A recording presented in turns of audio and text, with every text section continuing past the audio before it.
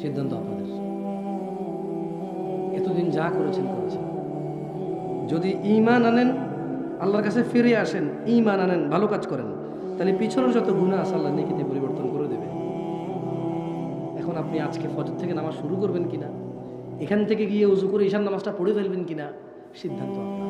সিগারেটের যে প্যাকেটটা আছে ছুঁড়ে ফেলে দেবেন কিনা, শেভ করা লোকটা আপনি এভাবে হাত দিয়ে কি বলবেন মুচকি এসে রাখ।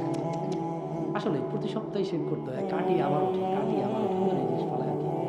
এর চেয়ে ভালো নবীর ভালোবাসায় দেখিয়ে দিলাম, যা আরও ভালো কিছু করা লাগবে না, আরও ভালো টাকা বেঁচে যাবে, আরও ভালো মানুষ একভাবে দাঁড়িয়ে ওরা চোখে দেখে চোখ সৌন্দর্য চলে আসবে, আরও ভালো সুন্নতের আমল হয়ে গেল, আরও ভালো।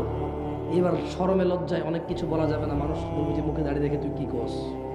আরও ভালো দিন দিন পালন আমার জন্য সহজ হবে, আরও ভালো টাকুর উপরে প্যান্ট পরবো সুন্নত মনে করে, আল্লাহর আদেশ মনে করে, ওখানে সূর্যের আলো রাখবে, আমার হরমোন বৃদ্ধি পাবে, শরীর আমার উপকৃত হবে।